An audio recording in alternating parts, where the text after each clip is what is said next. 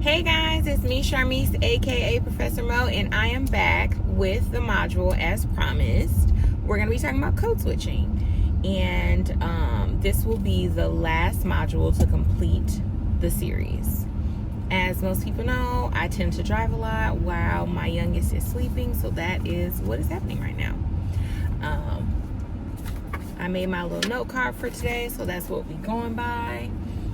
So let's get started. So like I said, today we're talking about code switching.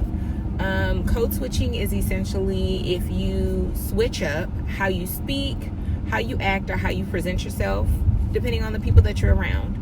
The more I develop this lesson, the more I feel like it's kind of like a loaded question. It's kind of like a loaded topic, triggering topic, if you will. But I'm not here for all of that, so I'm just gonna move past it.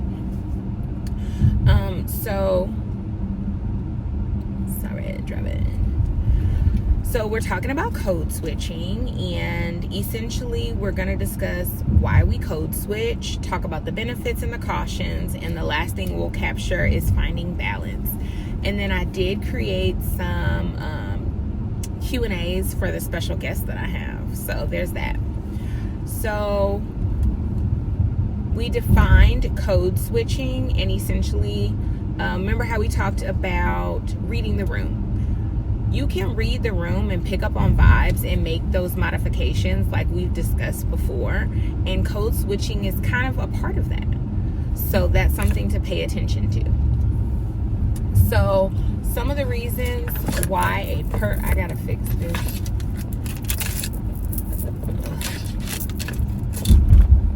I don't know. Okay, so there's multiple reasons why a person might code switch. Some of those reasons are professional, some are social, some are cultural. So in talking about the professional, I feel like that's more of the formal or informal speaking that you might do.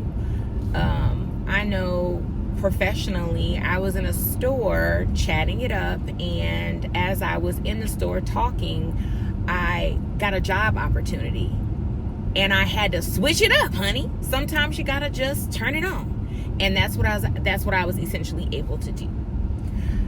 So in professional settings, you want to use your formal speaking. You don't want to have that informal, I'm talking to my homegirls, my homeboys type of situation. You don't want to have those colloquialisms. You want to talk as professional as you know how to. Another reason why we might code switch might be socially. Again, I said it was loaded, and there's a lot that I could say, but there's a lot that I'm not gonna. Okay? When it comes to social settings, sometimes you have to, in my opinion, maybe like turn it down a bit or turn it up. When I see my closest girlfriends, you might see a whole different side of me, you know?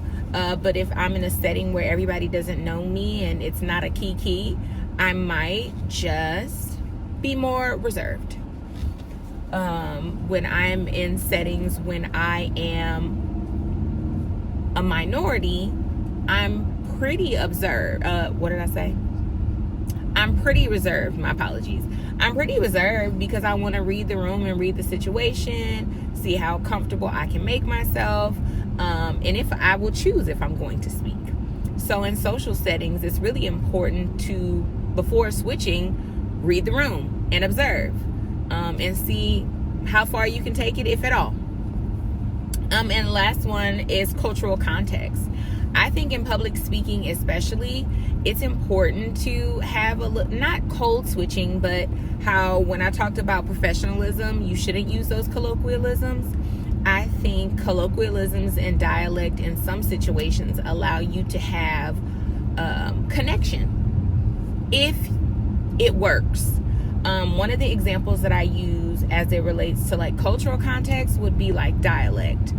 If I live in Texas, so if I'm in Texas, but I happen to be in a room full of people that are from Chicago or the Midwest area, and I'm talking about soda, am I gonna say soda? No. I might say pop. I might say Coke.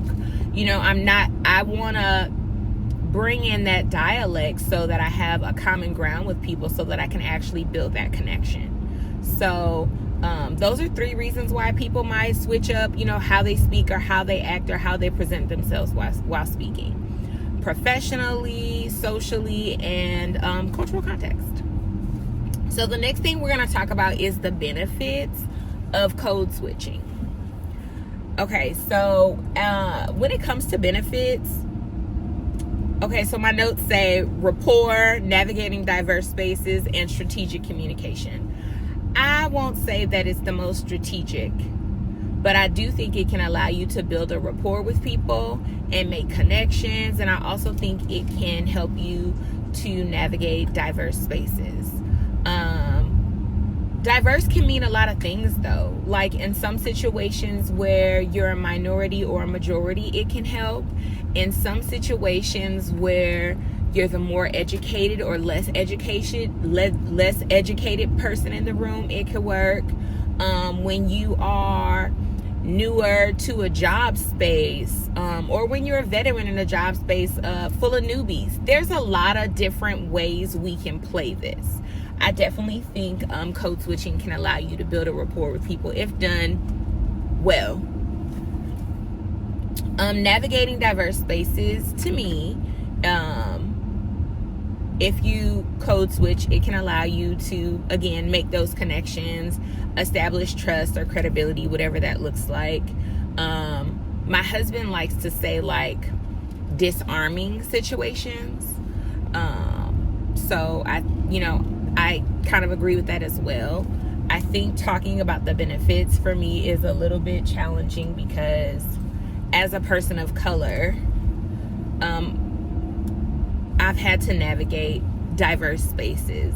And from my perspective, if nothing else, I found myself more quiet than anything. I won't even say that I've code switched. I would say that I've just chosen not to speak as much. And if at all, you've heard me in some previous lectures talk about vanilla. So if I do have a message, I might vanilla it down as opposed to adding a couple sprinkles and whipped cream. I'm just going to keep it as plain as possible and deliver said message. So the primary benefit, in my opinion, to code switching is just building that rapport with people. But let's talk about the cautions. I think that's the more interesting aspect. So cautions. If you are going to code switch, I would caution you to not be performative. I think in certain situations, if you do too much, it can come across as inauthentic, and that's something that you don't want to do. So don't do too much. Don't overdo it. Don't oversell it. You know what I mean? The next thing is, if you are code switching in a social setting, in a professional setting, I think if used too much, too long, it'll become exhausting, and it might even become daunting because you've done too much. You've ran the performance way longer than it needed to go, and then you also aren't allowing people to get to know who you are, to understand your values or your message. And the last one is don't lose your authentic voice. I think I knew it was going to fall down. In the short term, in the interim, in the introductory stages of any situation, I think disarming yourself and, code switching or reading the room, that is essential. But if you are in a workspace or in a school space or in a space where you're going to see the same people often, I think it's advantageous to find your own voice, especially once you've built that rapport with the people. You can't be one way for a long time, because then a situation could present itself, and then your voice will have to match the person that you've said you were, as opposed to who you really are. So I think, maybe when you meet people for the first time or the second time, you can kind of read the situation, vanilla it down. But in long-term relationships, you have to establish your voice and set the tone. And I think that code switching won't allow you to do that. So I think it can be really smart to, build it up for a while and then find your own voice and your own footing. So we've talked about the benefits and the caution, and now I kind of want to tap into finding the balance. So we've talked about reading the room before in previous lessons, and the purpose of reading the room is so that you can adapt to your audience, but you don't necessarily want to abandon yourself, because then your message won't be as authentic, because you're trying to be someone who you don't necessarily need to be. So in the midst of finding your balance, let's find 3 tips for you to really just tap into, okay? The first tip is decide where you are willing to adjust. So if you've walked into a speaking space and you feel like you need to adjust, or if you are planning a speech and you already know the demographic, how can you pivot, But you have to decide on what you are willing to adjust on to maintain your authentic voice. Are you going to adjust your tone, your vocabulary, or the formality of your speech? At best, you might get me on tone. In spaces where I'm completely unsure, I can switch up my tone. At best. But you have to decide where you're willing to go with it, just to maintain that authenticity. So the second tip is decide where you won't compromise. Are you going to compromise on sharing your values, your message, or displaying your personality? What things are you willing to kind of tone down a bit in order to code switch? If I had to say what I might, it's really hard to say, because my personality is, for me, it's my selling point. It's really hard to compromise on values or message. So I might have to just be a robot so I can do my message and my values. Or I might have to vanilla my message so that I'm still able to give that message, but still use the vocal variety and be my normal self. I don't know. That's a lot to think about. The last tip is, at the end of the day, authenticity builds trust. And it builds trust faster than a perfect performance. And my words are not going to be there. If someone feels like you're not being authentic, usually their spidey senses come up, relatively quickly. There are telltale signs that this ain't it. So I think it's really important to, as much as code switching can be advantageous and have its benefits, I think more than anything, use your critical thinking to map things out so that you can still maintain your authenticity and people can still hear your voice. I think that would be the most important thing to do. So after talking about the tips, I do have my guest that I'm going to bring, right? But my final message is really just the authenticity piece, I think.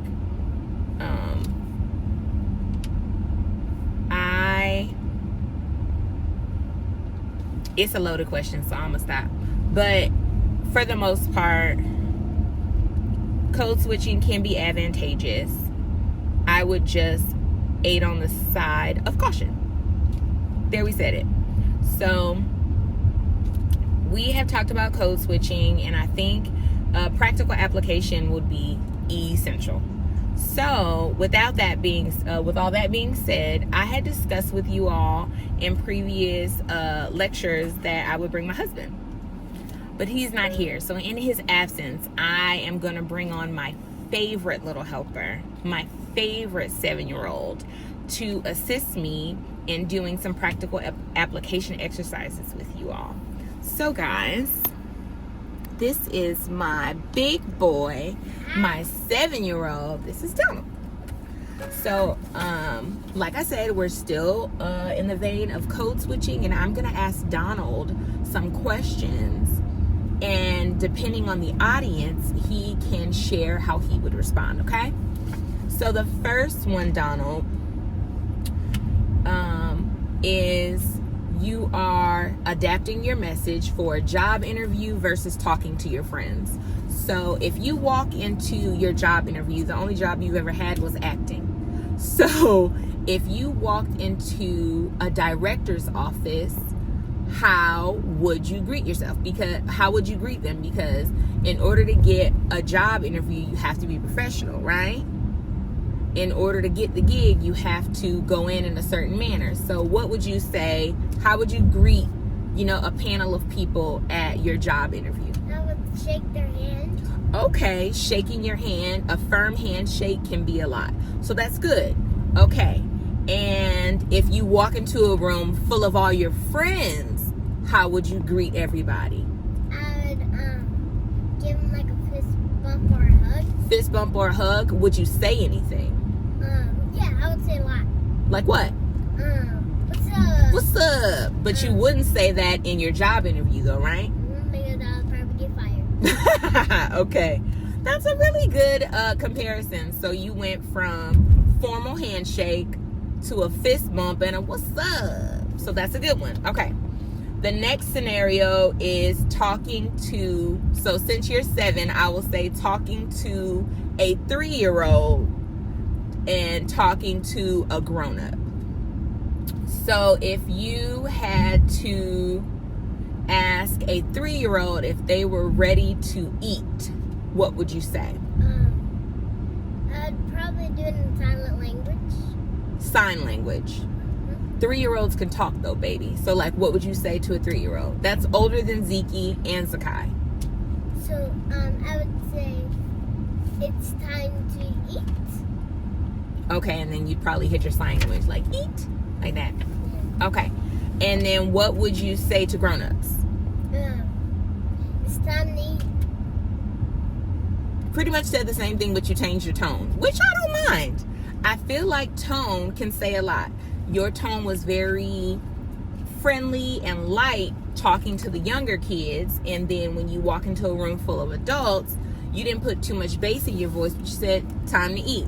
So that was good use of your tone, baby. Excellent job. Okay, so this is a family gathering versus a networking event.